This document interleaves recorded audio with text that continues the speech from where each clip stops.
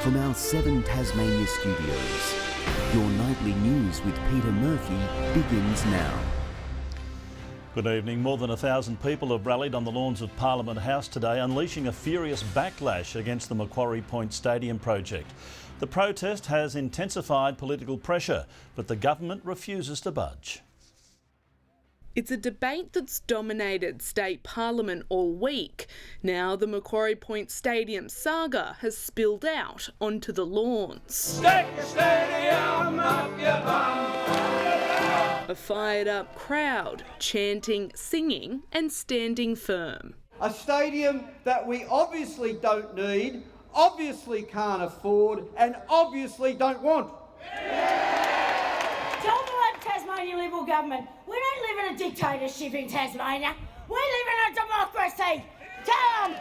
And they aren't just slamming the government. They're also taking aim at Labor for backing the project. That they can no longer be an opposition missing in action. So where's the Labor Party? Where's his big leader? They rolled over like a dog with the Liberal Party. It's our role to continue to assess the project as we get more information. Recent polling shows most Tasmanians oppose Premier Rockcliffe's decision to remove the stadium from the project of state significance process, a move critics say was designed to dodge scrutiny. Because he doesn't like his chances of getting his stadium through. Shame on him. This is a dodgy, self-serving corruption of our democracy. The government is now drafting legislation expected to be tabled in coming weeks. With enough votes in the lower house, attention turns to the Legislative Council, where the stadium faces its biggest hurdle yet. We want those parliamentarians who make this decision to have access to all the information that they need. If the legislation does pass, then it's all systems go, and we could see construction on the build beginning here before Christmas. If it doesn't, the Premier says the stadium will be scrapped entirely, and along with it, the Devils AFL teams. You know, I would be so disappointed if we couldn't grasp this opportunity, because that's what it is. But not according to this crowd, who say they don't see opportunity, they see betrayal. Lily Thompson, 7 Tasmania News. Meanwhile, Tasmanians are among thousands taking part in nationwide rallies this weekend, calling for urgent action on violence against women.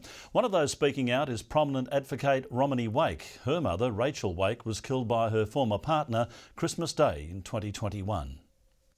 Firstly, just listening to survivors, figuring out what the next stages are to protect women and to make Australia a safer place. Last year, on average, 1 woman per week died as a result of domestic violence. So far this year, 24 women have allegedly been killed.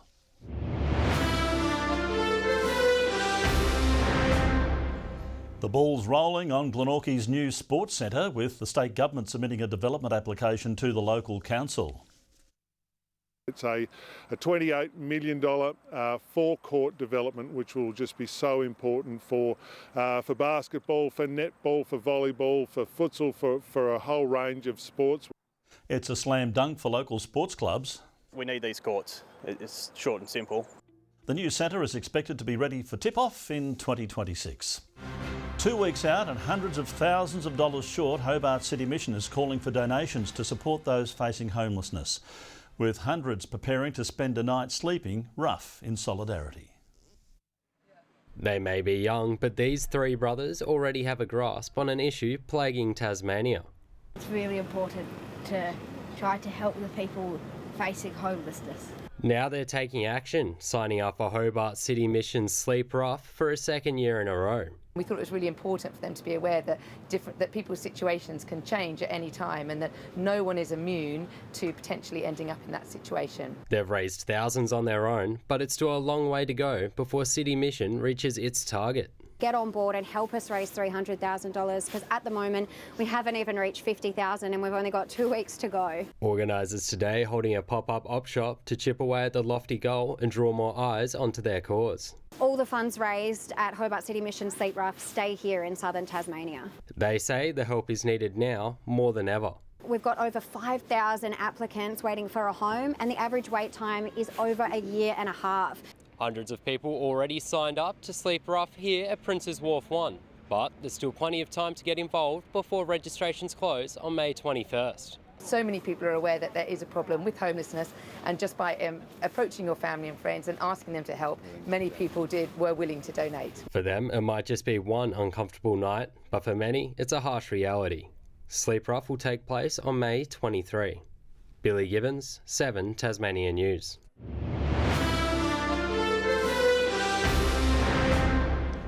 Some of Tasmania's finest student artworks have made their way into Hobart. The annual Art Rage exhibition now setting up shop in Salamanca at the Long Gallery. Works of young artists from all over the state are on display, expressing themselves through paintings, sculptures and everything in between. The creations only staying there until June the 1st before moving on to Burnie.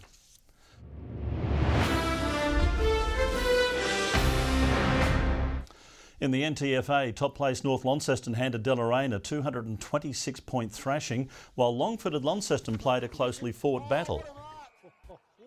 For the first score of the day for Launceston, and it's a goal to Archie Wilkinson. The Blues running out 8-point winners. In the women's, Scottsdale were too good for South Launceston. Advantage is called by the umpire, so they'll send them forward once more. A high kick inside forward, 50. The Magpies beat the Bulldogs by 8 points. The Wynyard women's side has once again proven why they're sitting at the top of the ladder, holding off second place Devonport in a tough, low-scoring clash. Despite the scoreboard, it was anything but quiet on the field, a physical, high-pressure battle between the league's top two teams. Brian, she's just clean thrown that one. That's going to be holding the footy. A big win for Zoe Knight there. And then it was the men's turn to take the field, the Cats opening an account on the scoreboard almost immediately. But the Magpies soon took control. A short time ago, they were up by 29 points. And in the SFL, Clarence outmastered the Pies, beating them by 19 points, with no one unable to stop Josh Green, who kicked 5. Josh Green, and he's going to kick his 4th. Little masterclass from Josh Green. It wasn't so close in the women's, the Roos defeating the Magpies by 82 points. Good evening. Hobart rounded out at 20 degrees today, the state's high, 18 in Launceston and Burnie and 17 in Devonport. Now further out it was 19 at Friendly Beaches. Flinders Island and St Helens 18, 17 the common temperature for King Island, Smithton, Lowhead, Grove and Bushy Park, Strawn 15 and 13 in Laiwini. Low-level cloud covered the majority of western and southern districts today, while patchy mid to high-level clouds streamed across the state. Scattered widespread cloud is seen here along the eastern seaboard as far north as Cape York.